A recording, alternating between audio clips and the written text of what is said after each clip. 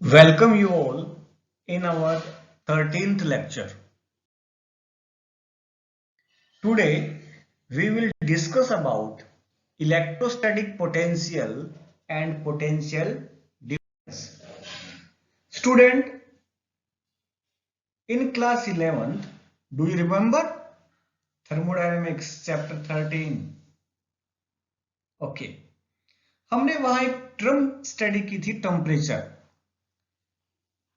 Temperature is a quantity which determine the flow of heat. तो वहां हमने पढ़ा था कि दो ऑब्जेक्ट हैं, एक का टेम्परेचर हाई है, एक का टेम्परेचर लो है. तो हीट कहां से कहां फ्लो करेगी? जिस बॉडी का टेम्परेचर हाई था वहां से जिस बॉडी का टेम्परेचर लो है उस साइड की तरफ हीट फ्लो करेगी. कब तक फ्लो करेगी? जब तक दोनों बॉडी का टेम्परेचर सेम नहीं होगा. कुछ आया मेमोरी में? चलिए एक और एग्जांपल लेते हैं. When a body is held at a height above the earth, we say that body has higher gravitational potential energy compared to the body which is kept on earth's surface.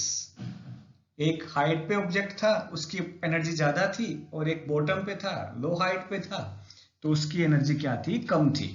चलिए मैं आपसे ये पूछूं कि एक pipe है, pipe में पानी भरा हुआ है, और आपसे ये पूछ लूं कि वाटर का जो फ्लो होगा वो किस एंड से किस एंड की तरफ होगा, तो आप तो यही कहेंगे कि पहले हम पता करेंगे कौन सा एंड हाइट पे है, कौन सा एंड उससे कंपेयर पे कम हाइट पे है. तो वाटर कहां से कहां फ्लो करेगा?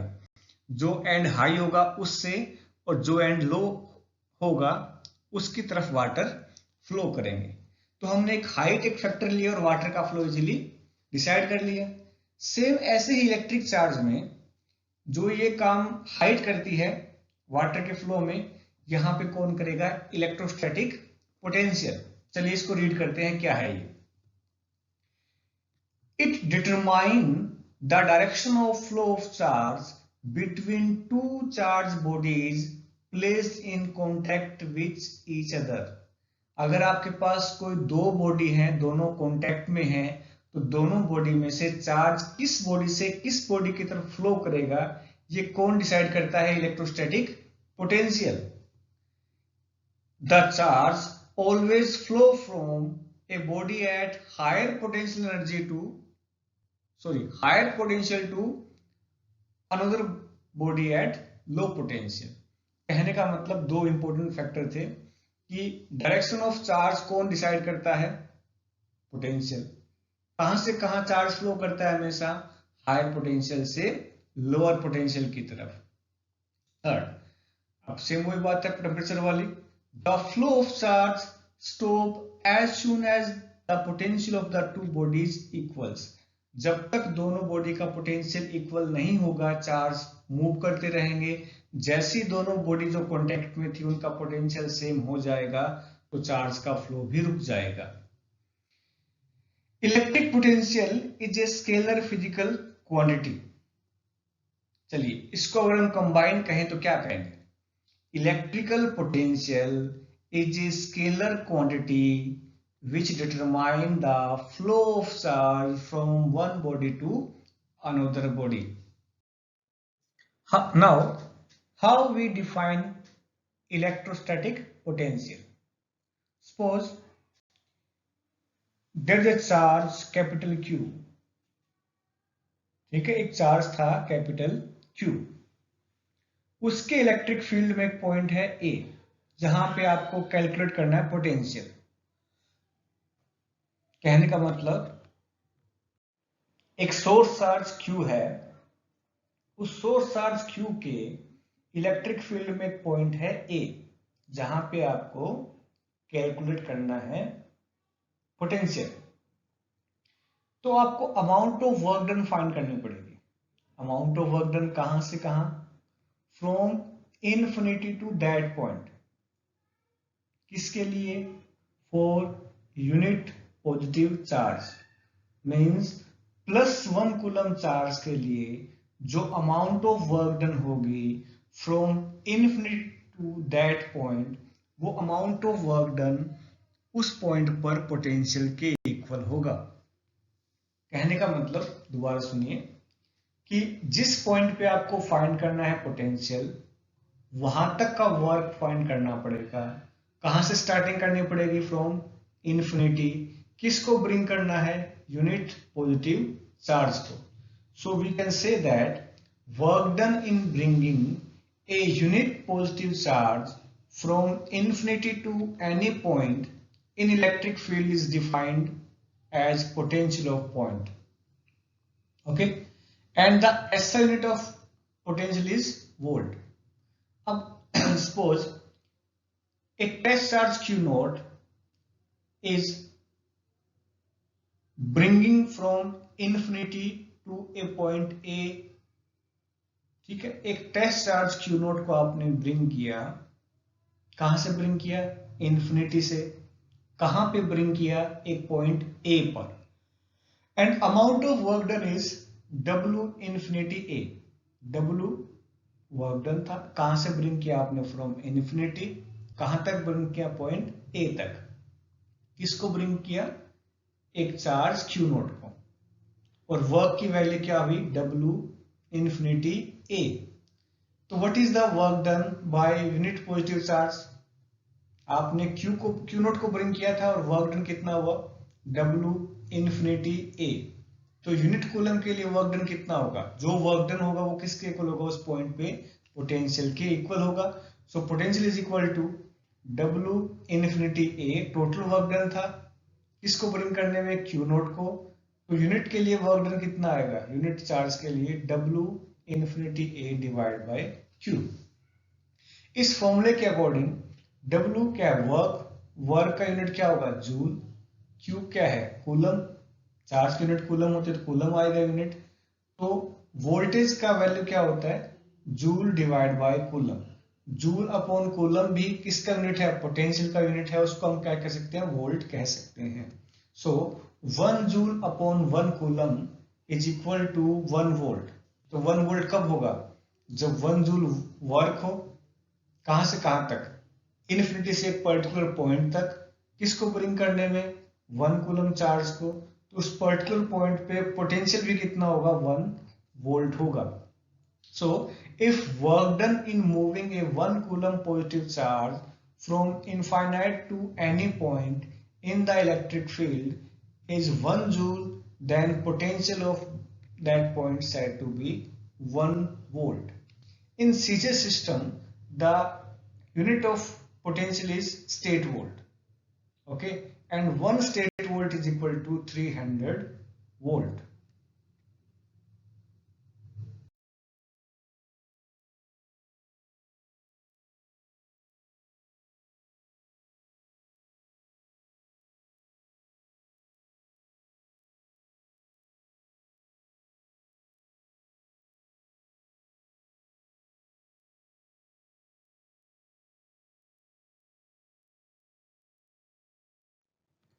Next topic is electric potential difference. Suppose plus Q is the source charge and in its electric field there is a point A. At point A there is a charge Q naught known as test charge. Okay, if we bring test charge Q naught from point A to point B, सुनिए, इस test charge Q note को कहां से कहां bring किया आपने? Point A से B, and amount of work done is WAB।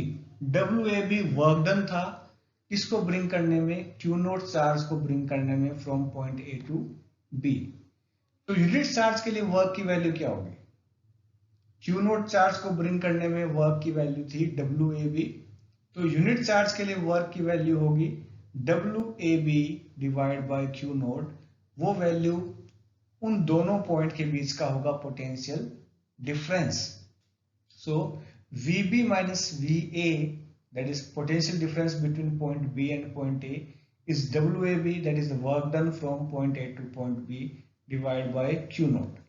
So the potential difference between 2 points in an electric field is defined as the amount of work done in moving a unit positive charge from one point to other point against the electrostatic force. We know that amount of work done dW is equal to F vector dot dl vector. Since force is opposite to the direction of motion of test charge, so we put the value of force is minus q naught E vector dot dl vector. But in this case, we bring test charge from point A to B. So total amount of work done by external force in moving a test charge from point A to point B is integration from point A to point B dw. ये value आपने place की तो q note r a to r b e dot dl. But by the definition of potential, VA minus BV minus VA is equal to WAB divided by Q naught. जब आप value put करेंगे यहाँ पे तो Q naught से Q naught cancel and we get potential difference is equal to minus RA integration RB E dot dl. So we can say that the negative of line integral of electric field between any 2 point is equal to the potential difference. किसका integration है electric field का, कौन सा integration है linear integration है between any 2 point electric field between any 2 point in electric field is equal to potential difference between these. Some key points of for electrostatic potential. Okay, it shows that no work is done in moving a unit positive charge over a closed surface in electric field, that is electrostatic force is conservative in nature. जो अभी अपने formula पढ़ा था कि potential difference is equal to minus integration E dot dl. On the base of this formula, we can prove that the work done over a closed surface, closed path is 0. So we can prove that electrostatic force is a conservative force. Electrostatic potential is 0 at infinity. At equal distance from a point charge, V, that is potential, is same. Therefore, potential due to a point charge has spherical symmetry. अगर कोई point charge है और equal distance पे हम कहेंगे कि potential क्या रहेगा उस पॉइंट पे सेम रहेगा, मतलब उनमें स्फेरिकल सिमेट्री रहेगी. चलिए हमारा नेक्स्ट टॉपिक है potential due to a point charge. चलिए सपोज एक सोर्स चार्ज है कैपिटल Q. ओके, उससे r डिस्टेंस पे एक पॉइंट है A. ठीक है, एक सोर्स चार्ज Q था. उस सोर्स चार्ज Q जो कहां प्लेस है पॉइंट O पे, इससे r डिस्टेंस पे एक पॉइंट A है जहां पे हमको कैलकुलेट करना है पोटेंशियल. तो सीधी सी बात है, पोटेंशियल कैलकुलेट करने के लिए हमको इस पॉइंट तक वर्क निकालना पड़ेगा. किसको ब्रिंग करने में, यूनिट कूलम चार्ज को ब्रिंग करने में. कहां से ब्रिंग करना है उसको, आपको infinity.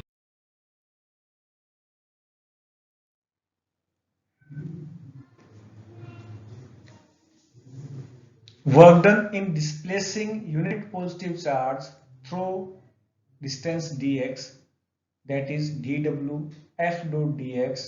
F dx cos 180, cos 180 का value -1. So we can say small amount of work done dw is equal to minus f dot dx. Then total work done from from infinity to point को potential निकालने के लिए total work done find करना पड़ेगा from infinity two point r. So unit positive charge displace from infinity two point A from x is equal to infinity to x is equal to r. Then total amount of work done is integration minus integration x is equal to infinity to x is equal to r, value of f is equal to q upon 4 pi epsilon not x square dx। ये constant को बाहर निकालेंगे तो q 4 pi epsilon not minus बाहर था ही, इसको आप ऊपर ले गए तो पावर हो जाएगी -2। फॉर्मूला होता है इंटीग्रेशन में जो आपने अप्लाई किया, तो ये वैल्यू आ गई x की power -1 divide by -1 limit infinity to r।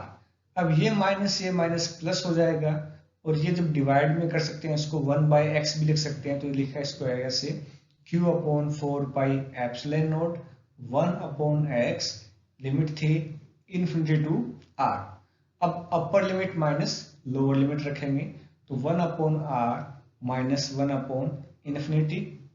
1/इन्फिनिटी का वैल्यू 0 होती है तो ओनली क्या टर्म बचेगी, q upon 4 pi epsilon naught और 1/r। So value of potential at point r is at a distance r is 1/4 pi epsilon naught q upon r। Important factor, potential कहां पे है, distance r पे। Okay, q क्या था, source charge जिसके electric field में ला रहे हैं, r जिस डिस्टेंस पे आपको पोटेंशियल फाइंड करना पड़ेगा, और किस मीडियम में ला रहे हैं, फिलहाल आप वैक्यूम में। तो ये है पोटेंशियल का formula, V R is equal to 1/4 pi epsilon naught Q upon R।